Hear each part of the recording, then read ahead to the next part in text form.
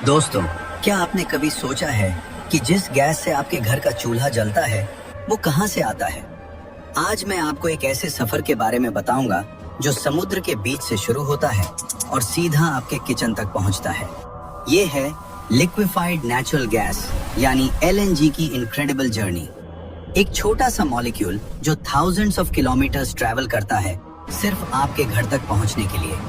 Imagine कीजिए, जो gas आप रोज यूज करते हैं कुकिंग के लिए, वो पहले ओशन के नीचे दबा हुआ था, फिर उससे एक्सट्रैक्ट किया गया, फिर उससे लिक्विड बनाया गया और फिर स्पेशल शिप्स में भरा गया।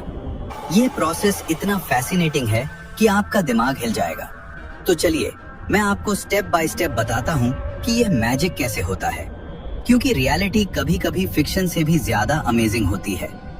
वीडियो स्टार्ट करने से पहले सब्सक्राइब कर लो ताकि अगली वीडियो सबसे पहले आप तक पहुंचे। दोस्तों, सबसे पहले बात करते हैं ओशन के नीचे छुपे हुए ट्रेजर की। जी हाँ, मैं बात कर रहा हूँ नेचुरल गैस रिजर्व्स की, जो समुद्र की गहराई में मिलियंस ऑफ ईयर्स से दबे हुए हैं। ये gas actually pre historic plants और एनिमल्स के फॉसिल से बनी है, जो टाइम के साथ कंप्रेस होकर गैस बन गई। ओशन फ्लोर के नीचे सेडिमेंट्री रॉक्स के लेयर्स में ये गैस ट्रैप्ड रहती है प्रेशर में। साइंटिस्ट स्पेशल इक्विपमेंट यूज करते हैं अंडर वाटर सर्वेस के लिए, ताकि पता चल सके कि गैस कहाँ है। सीस्मिक वेव्स भेजे जाते हैं ओशन फ्लोर में, जो गैस रिजर्व्स की लोकेशन डिटेक्ट कर देते हैं। यह प्रोसेस बिल्कुल ट्रेजर हंटिंग की तरह है, बस यह ट्रेजर अंडरग्राउंड है। मरीन जियोलॉजिस्ट्स ईयर्स तक रिसर्च करते हैं बेस्ट ड्रिलिंग स्पॉट्स फाइंड करने के लिए। ओशन में गैस रिजर्व्स यूजुअली 1000 से 4000 मीटर्स की डेप्थ में मिलते हैं। टेक्नोलॉजी की मदद से हम एक्यूरेटली प्रेडिक्ट कर सकते हैं कि कितनी गैस है किसी पर्टिकुलर एरिया में। अब भाई, जब लोकेशन पता चल जाए कि गैस कहाँ है, तो असली चैलेंज है उसे निकालना, और ये काम होता है ड्रिलिंग से। समुंदर के ऊपर एक बहुत बड़ा प्लेटफॉर्म खड़ा किया जाता है। इसे ऑफशोर ड्रिलिंग प्लेटफॉर्म कहते हैं, और ये स्ट्रक्चर इतना बड़ा होता है कि उसमें हंड्रेड्स ऑफ वर्कर्स रहते हैं, खाते हैं, सोते हैं और काम करते हैं। इस प्लेटफॉर्म के नीचे एक बहुत पावरफुल ड्रिल लगाई जाती है, जो समंदर की तह को तोड़ती है और फिर आगे जमीन के अंदर जाती है, कभी कभी 3000 से 5000 मीटर तक भी। सोचना एक सेकंड के लिए, 3 से 5 किलोमीटर नीचे। जब ड्रिल गैस रिजर्व तक पहुंचती है तो गैस प्रेशर की वजह से ऊपर की तरफ आना चाहती है, लेकिन इंजीनियर्स इस प्रेशर को कंट्रोल करते हैं ताकि कोई बड़ा एक्सीडेंट ना हो। ये काम बहुत रिस्की होता है। वर्कर्स की सेफ्टी का पूरा ध्यान रखा जाता है, क्योंकि एक छोटी सी गलती भी बहुत बड़ा हादसा बन सकती है। ड्रिलिंग के टाइम पे गैस के साथ पानी और ऑयल भी आ सकता है। इन्हें अलग किया जाता है प्लेटफॉर्म पर ही। जो गैस निकलती है वो बहुत रफ फॉर्म में होती है, सीधा यूज करना पॉसिबल नहीं होता, तो उसे आगे प्रोसेस करना पड़ता है। ड्रिलिंग की यही कहानी है। समुंदर के दरमियान तूफान और लहरों के बीच इंसान अपना काम करता रहता है बिना रुके। ये वो लोग हैं जो 1 महीने या 2 महीने प्लेटफॉर्म पर रहते हैं, घर से दूर, ताकि आपके घर में गैस पहुंचे। जो गैस समुंदर से निकली है वो बिल्कुल सीधी यूज के लिए तैयार नहीं होती। इसमें काफी सारी गंदगी होती है जो पहले साफ करनी पड़ती है। जब गैस निकालते हैं तो उसके साथ आता है पानी, सल्फर, कार्बन डाइऑक्साइड और कई और केमिकल्स जो गैस को इम्प्योर बनाते हैं। अगर ये सीधा पाइप में भेजो तो पाइप्स खराब हो जाएंगे या गैस को जलाने पर हार्मफुल गैसेस निकल सकती हैं। तो पहला काम होता है गैस प्रोसेसिंग का, यानी इस रॉ गैस को एक प्लांट में भेजा जाता है, जहां से सब कुछ अलग किया जाता है। इस प्लांट में बहुत सारी मशीन्स होती हैं, सेपरेटर्स, स्क्रबर्स और फिल्टर्स, जो एक एक चीज अलग करती हैं। पानी निकलता है, CO2 निकलता है, सल्फर निकलता है, और बाद में जो बचता है वो है क्लीन मीथेन गैस। यही असली नेचुरल गैस है जो काम की है। इस पूरे प्रोसेस में काफी टाइम लगता है और बहुत एनर्जी भी खर्च होती है, लेकिन ये जरूरी है क्योंकि क्वालिटी गैस ही आगे काम आती है। इस क्लीन गैस को फिर एनालाइज भी किया जाता है। साइंटिस्ट्स चेक करते हैं कि गैस कितनी प्योर है, उसका प्रेशर क्या है और कोई हार्मफुल एलिमेंट तो नहीं बचा। एक बार क्लीनिंग कंप्लीट होती है तो ये गैस रेडी होती है अगला बड़ा कदम लेने के लिए। और वो कदम है इस गैस को लिक्विड में बदलना। अब आता है सबसे इंटरेस्टिंग और साइंस वाला पार्ट, इस गैस को LNG बनाने का प्रोसेस। और LNG का मतलब है लिक्विफाइड नेचुरल गैस। भाई सोचो, एक नॉर्मल गैस जो हवा में फैली होती है, अगर उसे बहुत ज्यादा ठंडा करो, मतलब -162 डिग्री सेल्सियस तक, तो वो गैस लिक्विड बन जाती है।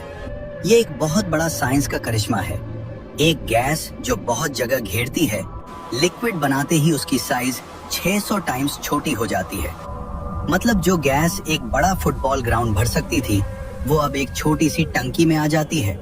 यही रीजन है कि LNG बनाते हैं, ताकि ज्यादा क्वांटिटी को एक जगह से दूसरी जगह ले जाना आसान हो जाए। इस प्रोसेस के लिए बहुत बड़ी लिक्विफैक्शन प्लांट बनाई जाती है, जहां स्पेशल कंप्रेसर्स और कूलिंग सिस्टम्स लगाए जाते हैं जो गैस को इतना ठंडा कर देते हैं।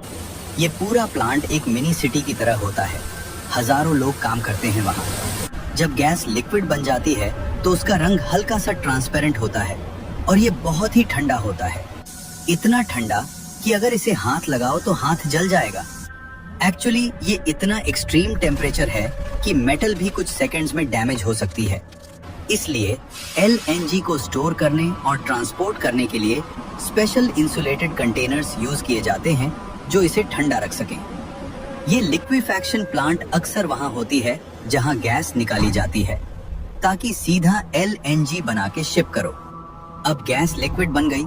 अब इसकी जर्नी का सबसे एडवेंचरस हिस्सा शुरू होता है। गैस लिक्विड बन चुकी है और अब इसे एक देश से दूसरे देश तक ले जाना है, और इसके लिए यूज होती हैं LNG कैरियर शिप्स। ये सिर्फ और सिर्फ LNG ढोने के लिए स्पेशली डिजाइन की गई जायंट शिप्स होती हैं। सबसे पहले होता है लोडिंग का काम। LNG को एक स्पेशल लोडिंग टर्मिनल पर बड़े इंसुलेटेड पाइप्स के जरिए -162 डिग्री के साथ सीधा शिप के अंदर डाला जाता है, और ये काम 12 से 24 घंटे तक चलता है, क्योंकि इतने ठंडे लिक्विड को बहुत स्लोली ट्रांसफर करना पड़ता है। जब शिप पूरी लोड हो जाती है तो क्रू हर चीज चेक करता है। प्रेशर, टेम्परेचर, लीकेज सब ग्रीन होने के बाद ही शिप पोर्ट छोड़ती है। समुंदर में भी काम बंद नहीं होता। क्रू 24 घंटे कंट्रोल रूम से हर टैंक को मॉनिटर करता रहता है पूरे सफर में। कतर से इंडिया तक का ये सफर लगभग 7 से 10 दिन का होता है, और जब शिप अपनी मंजिल के पोर्ट पर पहुंचती है, तब जाकर ये LNG का समुंदर वाला हिस्सा खत्म होता है और अगला सफर शुरू होता है। ये शिप्स इतनी महंगी होती हैं, एक शिप की कीमत $200 मिलियन से ज्यादा होती है। लेकिन यही एक रास्ता है समुंदर के उस पार से गैस को इस पार लाने का, और ये शिप्स ये काम बहुत कमाल से करती हैं। और अब शिप अपनी मंजिल पर पहुंच गई। मतलब जो भी देश गैस इंपोर्ट कर रहा है, वहां का पोर्ट आ गया, और अब शुरू होती है इस सफर की लास्ट इनिंग्स। जब शिप पोर्ट पर आती है तो LNG को अनलोड करके बड़े बड़े ऑनशोर टैंक्स में रखा जाता है। ये टैंक्स इतने बड़े होते हैं कि एक टैंक में एक छोटे शहर की गैस की जरूरत पूरी हो सकती है।